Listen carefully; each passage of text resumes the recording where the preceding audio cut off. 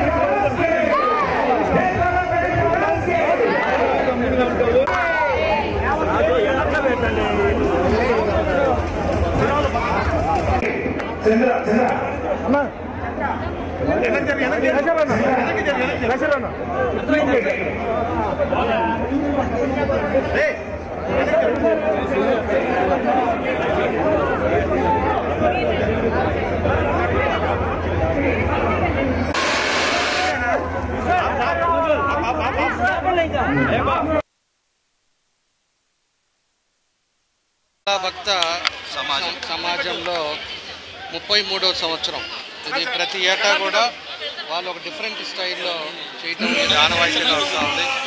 ఒకరోజు టెంకాయలతో చేశారు, ఒకరోజు మట్టి వినాయకుని పెద్ద విగ్రహాన్ని పెట్టి మట్టి విగ్రహం చేశారు.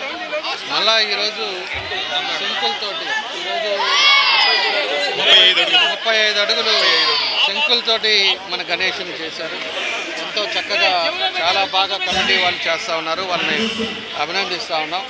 భవిష్యత్తులో ఇంకా కూడా ఒక మంచి ఆలోచనతోటి వెళ్ళే విధంగా ఈ కమిటీ సభ్యులు కూడా చేయటం మనస్ఫూర్తిగా వాళ్ళందరినీ కూడా అభినందిస్తున్నాం. ఈరోజు టౌన్లో ఒక ప్రత్యేకతగా ఈ వినాయకుడి విగ్రహం ఉందని చెప్పేసి కూడా మేము తెలియజేస్తా ఉన్నాం. కాబట్టి ఈరోజు వచ్చాం. ఈరోజు చూశారు ఎంతమంది టౌన్ అంతా కూడా మొత్తం ఇక్కడే ఉండే విధంగా వీళ్ళంతా కూడా కష్టపడ్డారు, చేశారు. దగ్గర 5-6 లక్షల రూపాయలు ఒక విగ్రహానికి ఖర్చు పెట్టి ఈరోజు ఎంతో చక్కగా చేయటం చాలా సంతోషం అని చెప్పేసి తెలియజేస్తూ వాళ్ళకి మనస్ఫూర్తిగా అభినందనలు తెలియజేస్తున్నాం. నమస్కారం అండి, నా పేరు సురేష్. శ్రీ విఘ్నేశ్వర బాలభక్త సమాజం రంగుతోట ఒంగోలు.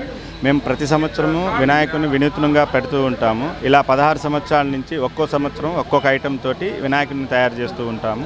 ఈ సంవత్సరము నందనవనంలో ముత్యాల వినాయకుడు అనే కాన్సెప్ట్ ద్వారా వినాయకుడిని ముత్యాలతో తయారు చేయడం జరిగింది. దీనికోసం ప్రత్యేకంగా 3 కిలోలు ముత్యాలను మేము తెనాల నుంచి తెప్పించి ఈ వినాయకుడిని తయారు చేయడం జరిగింది.